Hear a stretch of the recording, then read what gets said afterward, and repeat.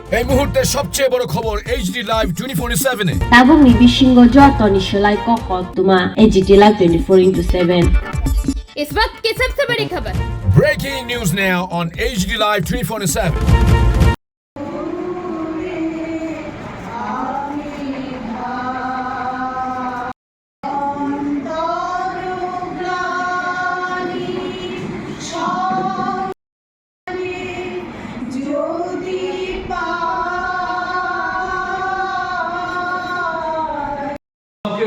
বিভিন্ন জায়গায় এই আস্তানা ঠিক করার ক্ষেত্রে পার্টি রাজ্য কেন্দ্রের সঙ্গে আবার দৈনন্দিন যোগাযোগ রক্ষা করার ক্ষেত্রে পার্টির নির্দেশ আমার কাছে নিয়ে যাওয়ার ক্ষেত্রে বা আমার দিক থেকে পরামর্শ বা কিছু বক্তব্য প্রস্তাব এটা পার্টির নেতৃত্বের কাছে পৌঁছে দেওয়ার ক্ষেত্রে একজন নির্দিষ্ট কমরেড ছিলেন, তার নাম বলতে আমার কোনো আপত্তি নেই, সুরজিৎ চক্রবর্তী। তাদের বাড়িতেই আমরা ভাড়া ছিলাম, সেখান থেকেই আমাকে আত্মগোপনে যেতে হয়েছে। আমার মা তখন স্বাস্থ্য দপ্তরে কাজ করতে চাকরি। সুরজিতেরই দায়িত্ব ছিল এই গোপন আস্তানা খুঁজে খুঁজে বের করা। কিন্তু আগরতলা আস্তানা কোথায়? হাতে গোলা 3টা 4টা 5টা, একটা বাড়িতে বেশি দিন থাকা যায় না। আর আমরা জেনারেলি একটা বেশি একটা বাড়িতে থাকতাম না, গ্রামের দিকে গেলে 2-3 দিন থাকতাম। এরকম একটা জায়গায় দাঁড়িয়ে হঠাৎ করে একদিন সুরজিৎ এসে বলছে, এখন তো কাছাকাছি আর কোথাও না, গরিবের বাড়িতে থাকার ব্যবস্থা হবে। আমি তখন তাকে জিজ্ঞেস করলাম, তুমি কি কথা বলেছো? তখন সে বললো, না, ওনার সঙ্গে কথা বলেছি, তিনি দ্বিধাদ্বন্দ্বহীন ভাবেই বলছেন যতদিন খুশি থাকবে। আমি তখন তাকে জিজ্ঞেস করলাম, তিনি যখন এই কথা বলছেন, দারোগা বাবু যেই বাড়িতে আছে সেই বাড়িতে পুলিশ যেখানে আমাকে খুঁজছে, আমি যদি সেখানে আত্মগোপনে থাকি, দারোগা বাবু আপত্তি করবে না? অথবা আমি যদি এই বাড়িতে থাকি, পরোক্ষে দারোগা বাবুর দ্বারাই তো আমি গ্রেপ্তার হয়ে যেতে পারি। বলছে এই চিন্তা করার কোনো কারণ নেই, এটা ভাবনায় না রেখে গৌরী ভট্টাচার্য যে সিদ্ধান্ত নিয়েছে মনে করার কোনো কারণ নেই।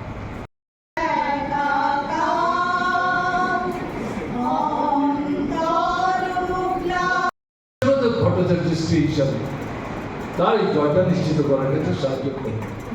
এবং এই জয়ের পর ক্ষমতা আছে, পঞ্চায়েতের ক্ষমতা খুব সীমাবদ্ধ, তার বুদ্ধ এই ক্ষমতাকে ভিত্তি করে গোটা গ্রাম পঞ্চায়েত এলাকায় যেভাবে তিনি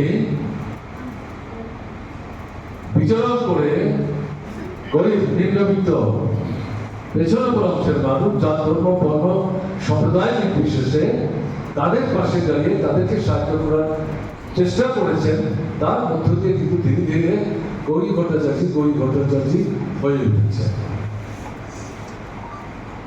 পরবর্তী সময়ে তিনি ৭৭-এর বিধানসভা নির্বাচনে দাঁড়ান।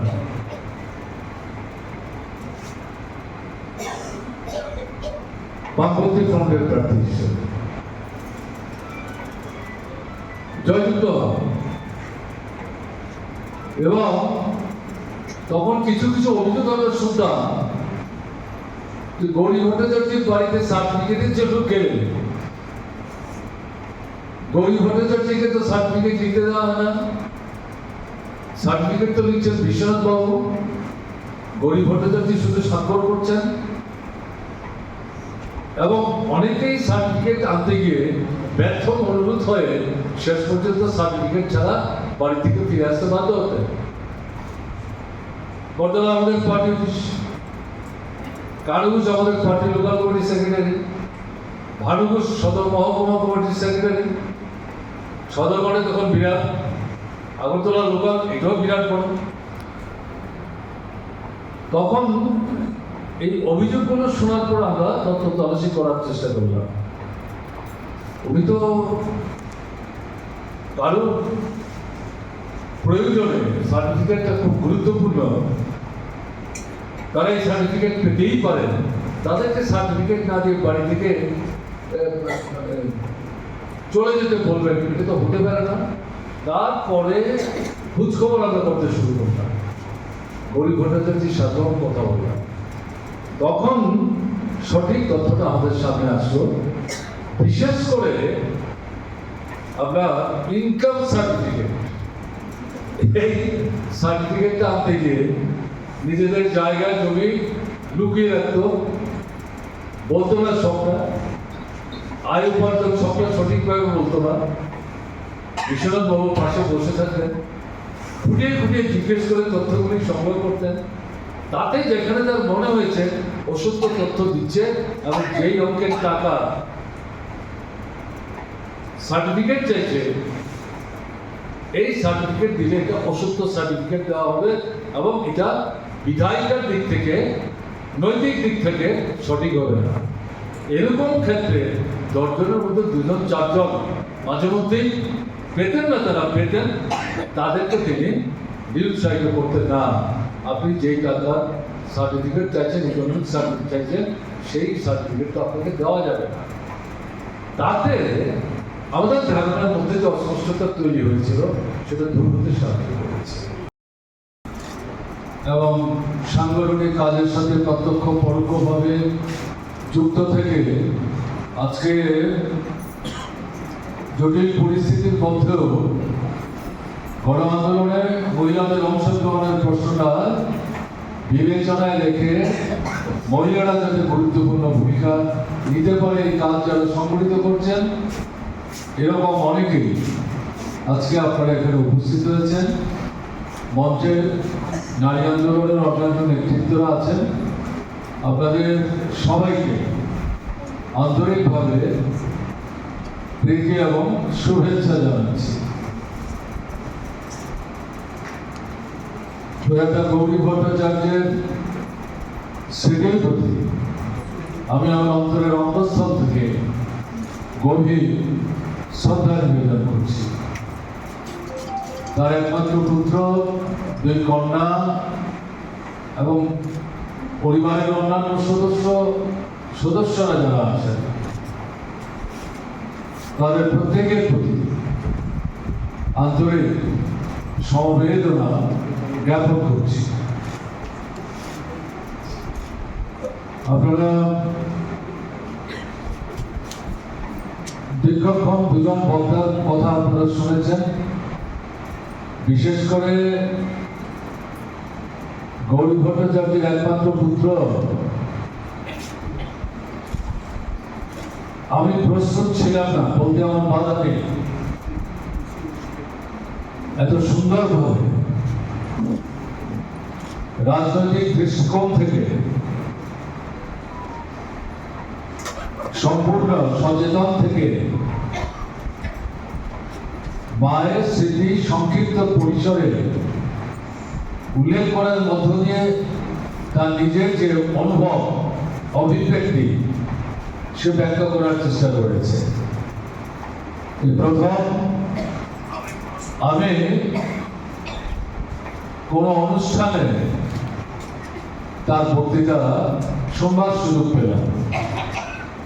এটা আমার জন্য একটা বড় পাওনা এবং তার সম্পর্কেও আমাকে নূতন করে ভাবতে এবং বুঝতে অন্তত তারই বক্তব্য সাহায্য করবে। রমা দাস তিনি তার কর্মজীবনে গৌরী ভট্টাচার্যের সাথে সাংগঠনিক কাজে সম্পৃক্ত থেকে ত্রিপুরা নারী আন্দোলনের বিকাশ সাধনের ক্ষেত্রে তার যে অর্জিত অভিজ্ঞতা, সেই অভিজ্ঞতার সংক্ষিপ্ত সার প্রাসঙ্গিকতা বজায় রেখেই বলবার চেষ্টা করেছে। আমি খুব বেশি সময় নিয়ে কথা বলবো না, সংক্ষিপ্ত পরিচয়ের 2-4টি কথা আমি আপনাদের সামনে তুলে ধরবার চেষ্টা করব।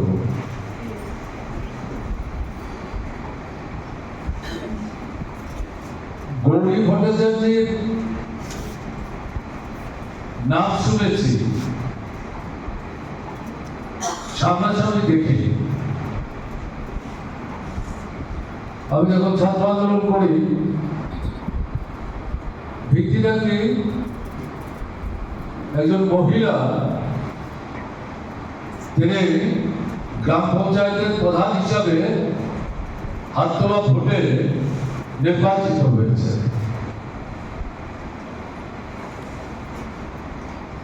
কমিউনিস্ট পার্টি যে এলাকা থেকে তিনি নির্বাচিত হয়েছেন সেই এলাকায় তখন তার সংগঠন বলতে তেমন কোনো অস্তিত্ব ছিল না।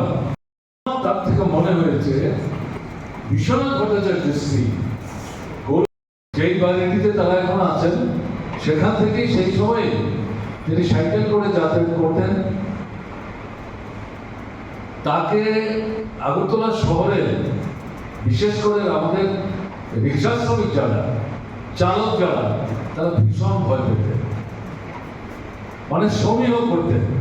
ভয় পেতেন মানে তিনি তাদেরকে লাঠি পেটা করতেন ঘটনা তা না। তাকে ভয় পাওয়ার একটাই কারণ ছিল, সন্ধ্যার অন্ধকারে রিক্সাতে আলো না জ্বালিয়ে রিক্সা চালানো যাবে। শুধু রিক্সা না, সাইকেল। তখন কিন্তু ত্রিপুরা অটো রিক্সা টিক্সার প্রশ্ন আসেনি, আমরা তো এগুলো তখন ভাবতেই পারতাম না, এগুলো স্বপ্ন আসে। গাড়ির সংখ্যা তখন যে খুব একটা বেশি ঘটনা তা না, রিক্সার সংখ্যা খুব বেশি ছিল তাও বলা যায়। এবং আমি আমার অভিজ্ঞতা থেকে বলছি, ফায়ার ব্রিগেড চৌমনিতে এই যে আপনার ব্রিজটা অনেকদিন সন্ধ্যার অন্ধকারে বিশ্বনাথ দারোগাকে সাইকেলটা হাতে নিয়ে দাঁড়িয়ে থাকতে হয়েছে। এবং সেখানে যেই রিক্সাতে আলো জ্বলছে না, রিক্সা থামাচ্ছে না। এরকম দেখা গেছে রিক্সার আলো জ্বালানোর জন্য বিশেষ ধরনের লাইট ছিল, কেরোসিন দিয়েই তারা জ্বালাতেন, দোকান থেকে কিনে লাগাতেন। রিক্সাতে লাগানো আছে কিন্তু জ্বালাতো না। দাঁড়িয়ে থেকে এই রিক্সায় এই আলো জ্বালানোর পরে শ্রমিক থেকে একটু দু চার কথা একটু ধমক টমক দিয়ে তারপরে ছাড়তেন। মাঝে মাঝে এরকম সাইকেলওয়ালা তারও রাতের অন্ধকারে আলোচনা যাচ্ছেন, তাদেরকে ধরে ডেকে এটা বুঝিয়ে তাদেরও আলো জ্বালাতে সাহায্য করতেন। এটা হচ্ছে তার সবচেয়ে বড় দিক। সমর্থক কিছু ছিলেন, ছোট্টখাট্ট একটা দুটা পার্টির শাখা থাকলেও থাকতে পারে। গণতান্ত্রিক আন্দোলনের যে সংগঠনগুলো আজকে যেগুলোর অস্তিত্ব আমরা দেখি, তার প্রায় 3/4 সারা ত্রিপুরায় যেমন তখন ছিল না। গৌরী ভট্টাচার্য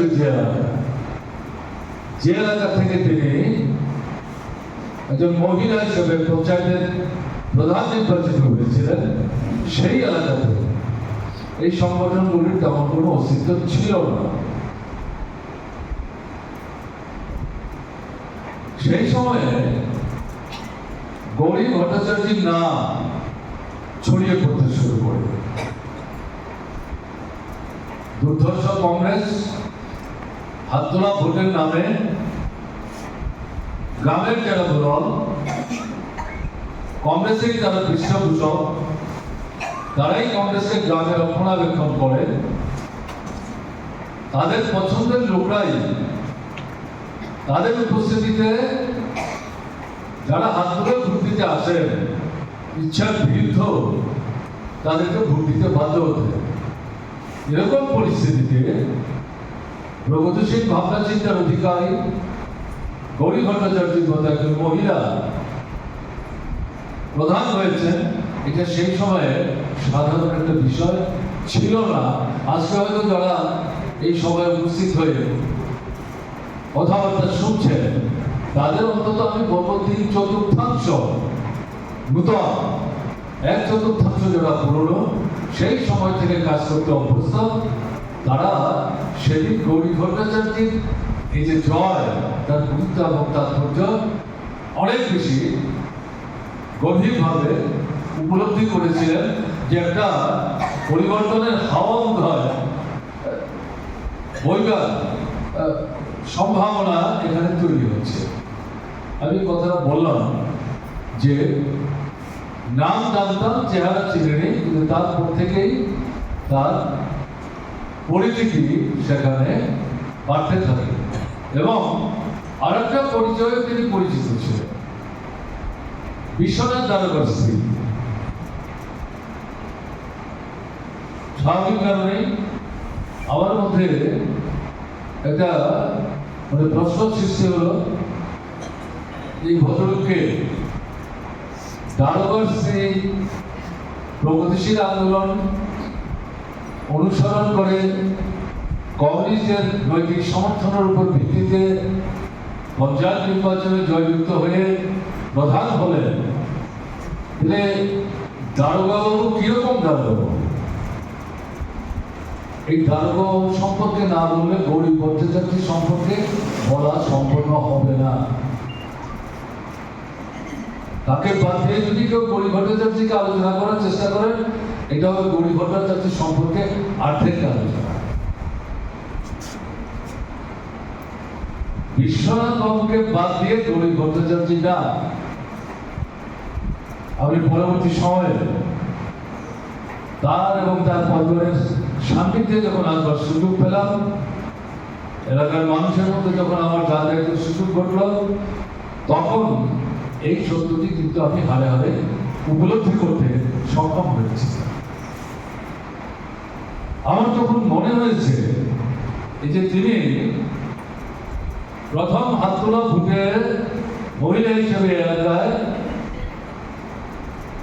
প্রধান হলেন, এই সাফল্যের পেছনে বিশ্বনাথ ভট্টাচার্যের ভূমিকা কিন্তু অত্যন্ত গুরুত্বপূর্ণ।